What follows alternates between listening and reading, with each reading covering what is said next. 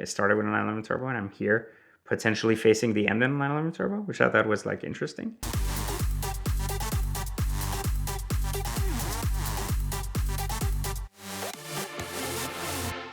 I look at the car from what was it intended to do for a driver? What is it intended to make me feel? And so I've been able to experience all these different cars, and I find the love I have for them through their flaws rather than their perfection. And I found that perfect cars are actually some of the worst cars on the planet, and flawed cars are some of the most memorable cars on the planet. This relationship kind of evolved over time because my entire life has been crafted around how exotics have literally shaped all the relationships I've ever had. And it's really funny because a lot of people don't realize that common passions, common shared love for things brings people together really, really well. And that's something that a Honda Civic will never do. And so, like when I was young and I got in my car accident, it wasn't an exotic, it was a nice Camaro SS. But again, just this idea that like this connection with the car occurred when I was really, really young. Then when I bought my first 911 Turbo, all the opportunities that opened, the connections that opened up, and the business opportunities that opened up. Same with my first Lamborghini Gallardo, like just opened up so many new doors where people just didn't know what it was. It was this new thing on the road. It was cool. And it was Lamborghini, right? And people just hadn't seen them in Virginia. More importantly, it also gave birth to first me getting fired from my banking job, and then two, also starting my first investment fund. So those were two things that, would have never happened should I have not had a Lamborghini. It's been such a big part of my life to be in these exotic cars that I couldn't see myself living in a situation where exotics weren't part of my life.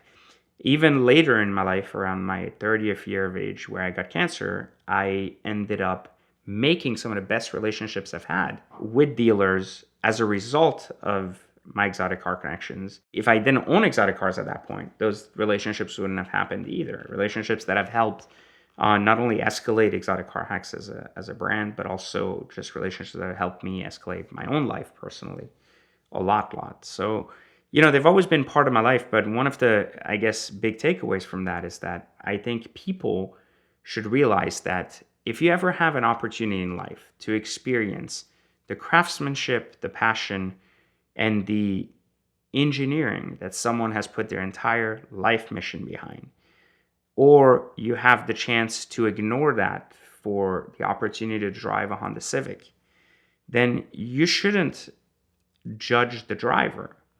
You should really rethink your perspective on living life through the passion and perfection of what others wanted, or just a very mediocre and basic life of what was made for you to facilitate your current life.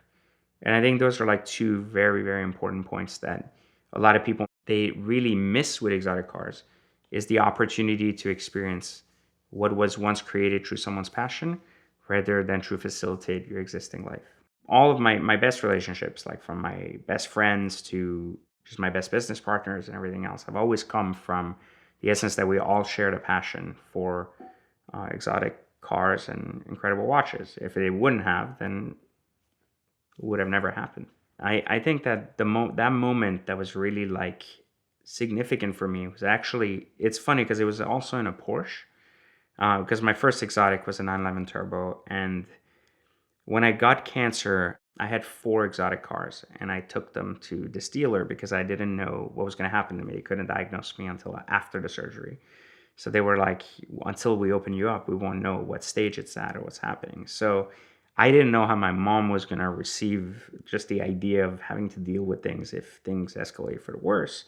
So I ended up making a deal with a local dealer to give him all my cars. I said, I'm going to give you all my cars now. I'm going to sell them to you at a loss, but I'm just going to get rid of them now because I don't want her to deal with it after, and I don't know what's going to come from it. Money's loss can be made again. It doesn't matter. I gave him all the cars, and he says to me, he goes, oh, so what's happening? So I told him the situation. And he goes, well, listen, let's make a deal. I'll write all this up for you, but if nothing happens, you come out of the surgery, everything's okay, then just come back and take them. I won't sell them. I'll store them here. But if worst case, then have your mom come in, and she already has the paperwork ready to go, and she has a copy, so we can just execute it. So I'm like, oh, well, that's fair. And so I brought him all my cars, and he goes, well, what are you going to drive? I'm like, well, I don't, like, we have another car. I'll just drive that for now.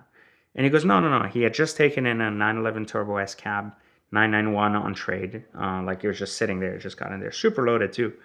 And he goes, take that. And I'm like, well, I'm not buying that. He's like, no, take it. Don't worry about it. Just drive it. And I have your cars here anyways. So if anything happens, like, we'll figure it out then. But he's like, he's like, I'll just put a dealer tag on it. Just drive that. And whenever you're done, just come back. Worst case, just have her drop it off or have somebody else drop off the car after. So I go, okay, why not? I'll drive a 911 Turbo S, sure. So I drove this car, and actually that moment came from that drive from that dealership to the hospital was really when I sat there and I looked at I just had this weird feeling where like all time stopped. And I was driving this car, and it just felt like I was okay with what was happening. And I think that the best part about it was that in a way it was weird, but the car was just a status of kind of everything going back to where it starts. It's like I started with a 911 Turbo, and I'm here potentially facing the end of a 911 Turbo, which I thought was like interesting. And I was like kind of like it was a weird experience in that car where I just felt like I was exactly where I needed to be. And I felt very connected to not just the road, the car, but to the idea of who I was, through the idea that I had lived my life pursuing the perfection of that passion rather than just settling for average. And I think the car really signified that to that degree the most at that moment. So it was actually after surgery, I was actually okay. I got lucky and beat it, and ended up going back to the dealer. I took my cars back, and I wrote a check for the Turbo S. And I'm like, I'm keeping it. And we actually became really good friends, and it became the beginning of a really good friendship. If you love VINwiki, you'll have heard us talk about minimizing ownership cost on exotic cars. But the guys at Exotic Car Hacks have developed a system, an educational resource that you can access now using exoticcarhacks.com/VINwiki and get the best membership rates that they've offered since Black Friday. It shows you how to leverage financing, minimize what you pay, maximize how you sell it, and minimize the cost while you've got it. So be sure to join their community of owners and enthusiasts today at exoticcarhacks.com/VINwiki, and it'll be easier than ever to buy, own, and sell and love the car of your dreams.